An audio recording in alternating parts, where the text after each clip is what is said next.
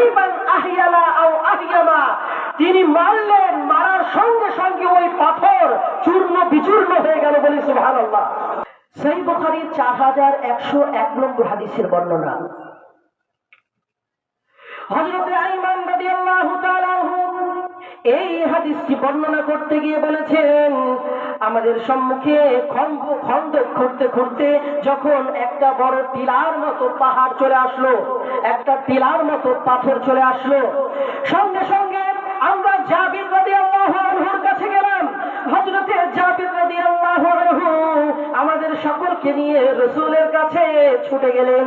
রাসূল সাল্লাল্লাহু আলাইহি সাল্লামকে আমরা গিয়ে বললাম, ইয়া রাসূলুল্লাহ, আমরা কয়েকদিন থেকে খন্দক খুঁড়ছি, আজকে এমন বড় পাথর আমাদের সম্মুখে উপস্থিত, যে পাথরটা আমরা সকলে মিলে সরাতেও পারছি না, ভাঙতেও পারছি না, কোন রকমের উপায় খুঁজে পাচ্ছি না, এরপরে কিভাবে আর বাকিটা করব? রাসূল বললেন, চলো আমি যাচ্ছি, আনা নাজিলুন, আমি ওই জায়গায় নামবো। রাসূল নিচে নামলেন, তো ওই পাথরকে সরানোর জন্য রাসূল নামলেন। হযরতে আইমান রাদিয়াল্লাহু আনহু বললেন, ওয়া কানা বাতনুহু মা'সুবুন বিল হাজার, আর রাসূল সাল্লাল্লাহু আলাইহি ওয়াসাল্লামের পেট বাঁধা ছিল পাথর দিয়ে। আল্লাহু আকবার। পেট বাঁধা ছিল পাথর দিয়ে। লা নাদুকু যাওয়াকান সালাসাতা আইয়াম, আমরা 3 দিন যাবত কোনো কিছু চাখিও নি, খাওয়া তো দূরের কথা, কোনো কিছু আমরা 3 দিন যাবত চাখিও নি। রাসূলের পেটে পাথর বাঁধা ছিল। আর আমরা রমজান মাসে রোজা রাখতে এত অসুবিধা হয়, তাই না? আল্লাহর কসম করে বলছি, এরকম উম্মত কোনদিন আল্লাহ রাসূলের সুপারিশ পাবে না, কোনদিন সুপারিশ পাবে না। যাই করুন না কেন, পুঁতে দিয়ে চলে আসবো, যেমন আমাদেরকেও পুঁতে দিয়ে চলে আসবে, পুঁতে দিয়ে চলে আসবো আমরা। যদি এরকম উম্মত আমাদের মধ্যে থেকে থাকে, আল্লাহর কসম করে বলছি, সে কোনদিন রাসূলের সুপারিশ পাবে না। রাসূলের সুপারিশ পেতে হলে আপনার মধ্যে কিছু গুণ লাগবে, তাই না? তো যাই হোক, রাসূল সাল্লাল্লাহু আলাইহি ওয়াসাল্লাম পেটে পাথর বেঁধে রেখেছেন, রাহমাতুল লিল আলামিন। লাউলা মুহাম্মাদুন মা খালাকতুকা, হে আদম, যদি মুহাম্মদ না হতো আমি তোমাকে তৈরি করতাম না। হে আদম, যদি মুহাম্মদ না হতো তাহলে আকাশ জমিন কিছু তৈরি করতাম না। তাহলে যার ব্যাপারে এমন কথা এসছে, সেই ব্যক্তি 3 দিন না খেয়ে না পান করে আছে, সেই ব্যক্তি রাসূল সাল্লাল্লাহু আলাইহি ওয়াসাল্লাম আখাযাল মি'ওয়ালা, কোদাল নিলেন। কোদাল বলছেন তো, কোদাল। আখাযাল মি'ওয়াল, আল মি'ওয়াল মানে কোদাল আরবি পরিভাষায়। একটি কোদাল নিলেন। ফাদারাবা কাসিবান আহিয়ালা আও আহিয়ামা, তিনি মারলেন, মারার সঙ্গে সঙ্গে ওই পাথর চূর্ণ বিচূর্ণ হয়ে গেল। বলি সুবহানাল্লাহ। কত শক্তির অধিকারী ছিলেন রাসূল সাল্লাল্লাহু আলাইহি ওয়াসাল্লাম। সুনান তিরমিজির 1784 নম্বর হাদিসের বর্ণনা। জাহেলি যুগে একজন ব্যক্তি ছিল, তার নাম ছিল রুকানা। রুকানা নাম শুনেছেন? রুকানা।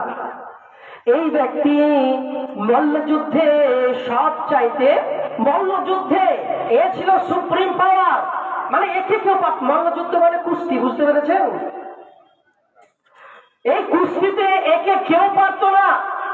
একদিন মুহাম্মদকে সে ডেকে বলল, ইয়া মুহাম্মদ শাতান বিশাতিন। এটা আপনি সিয়াসিত্তার কোনো হাদিসে পাবেন না। এটা কোথায় আছে? সিয়াসিত্তার হাদিসে আছে। সরা'আন নবী সাল্লাল্লাহু আলাইহি ওয়াসাল্লাম ফাসরাহুন নবী সাল্লাল্লাহু আলাইহি ওয়াসাল্লাম।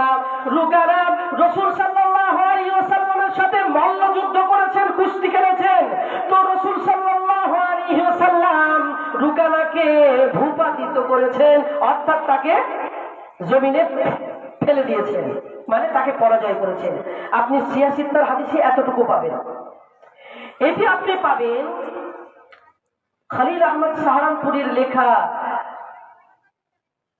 সুনানে আবি দাউদের নোট বই বাজলুল মাজহুদে পাবেন আপনি।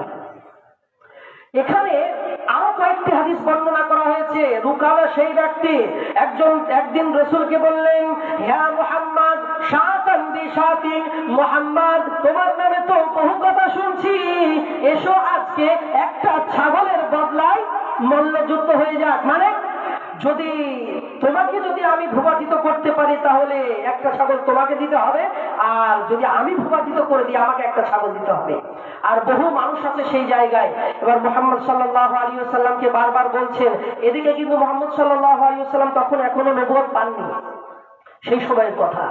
তো হে মুহাম্মদ এসো, ভয় করছো নাকি? মুহাম্মদ এসো। তো মুহাম্মদ সাল্লাল্লাহু আলাইহি ওয়াসাল্লাম তো এমনি এই সমস্ত কুস্তি টুস্তি ভালোবাসতেন না, শারীরিক যেখানে কেউ আমার শরীরে হাত দেবে আমি কারো শরীরে হাত দেব এসব তিনি পছন্দ করতেন না, তিনি প্রথমে রাজি ছিলেন না। কিন্তু জনসমারোহে তিনি তো প্রেস্টিজে পড়ে গেলেন, বারবার বলছে রুকানা মুহাম্মদ এসো, একটা ছাগলের বদলায় হয়ে যাক, দেখি কত শক্তি আছে তোমার। যখনই মুহাম্মদ সাল্লাল্লাহু আলাইহি ওয়াসাল্লাম রুকানার কথায় রাজি হয়ে গেলেন, রুকানা সঙ্গে সঙ্গে খুবই আনন্দিত। এই মক্কার মধ্যে যতজন বড় বড় কুস্তিবাজ রয়েছে তাদেরকে তো আমি ভূপাতিত করেছি, এবার মুহাম্মদের পালা, যার নাম সকলের শীর্ষে, যাকে সবাই আমানতদার বলে ডাকে, সাদিক বলে ডাকে, যাকে সত্যবাদী বলে ডাকে, যার ব্যাপারে পারদর্শিতার পাহাড় রয়েছে, আজকে দেখবো মুহাম্মদের সাথে আমার এই চ্যালেঞ্জে কে পারেন। রুকানা তখন ঈমান নিয়ে আসেনি, রুকানা রেডি আছে। রুকানায় আগেই রুকানা মুহাম্মদের কাছে গিয়ে তার গলা ধরে তাকে জমিনে ফেলার চেষ্টা করে। রাসূলুল্লাহ সাল্লাল্লাহু আলাইহি ওয়াসাল্লাম হযরত রুকানার আসার সঙ্গে সঙ্গে তাকে এক ঝাপটায় জমিনে ফেলে দিলেন। সুবহানাল্লাহ, এক ঝাপটায় ফেলে দিলেন। এবার রুকানা বলল, আবিদ, না না মুহাম্মদ হয়নি, আমি হয়তো রেডি ছিলাম না, আমি হয়তো রেডি ছিলাম না। সবাইকে আবার মানালো, হে দর্শকগণ আমি হয়তো রেডি ছিলাম না, তাহলে আরেকবার করা হোক। আবার তিনি আসলেন, রুকানা আবার কাছে যে এসেছে, সঙ্গে সঙ্গে আবার রাসূল তাকে মাটিতে ফেলে দিয়েছেন। আবার বললেন না, হবে না, আবার হয়তো ভুল হয়েছে কিছু, আমি হয়তো পূর্ণ প্রস্তুতি নিতে পারিনি, তাই আবার করা হোক। তারপরে রুকানা আবার রাসূলের কাছে যে এসেছেন আবার তাকে ভূপাতিত করে দিয়েছেন। সুবহানাল্লাহ, আরে বলেন সুবহানাল্লাহ, এত পারদর্শিতা ছিল। এবার রুকানা বলল, ইয়া মুহাম্মদ, ইয়া মুহাম্মদ, আমাকে আজ পর্যন্ত এই জমিনে কেউ আমাকে কুস্তিতে পারেনি, বা আনতাল্লাযী সরাআনি, আর আজকে তুমি আমাকে কুস্তিতে পরাজয় করে দিলে। তারপরে রুকানা সঙ্গে সঙ্গে কি বলল, লা ইলাহা ইল্লাল্লাহু মুহাম্মাদুর রাসূলুল্লাহ সাল্লাল্লাহু আলাইহি ওয়াসাল্লাম। সঙ্গে সঙ্গে রুকানা ঈমান নিয়ে আসলেন। রাসূল সাল্লাল্লাহু আলাইহি ওয়াসাল্লাম ছিলেন পারদর্শী।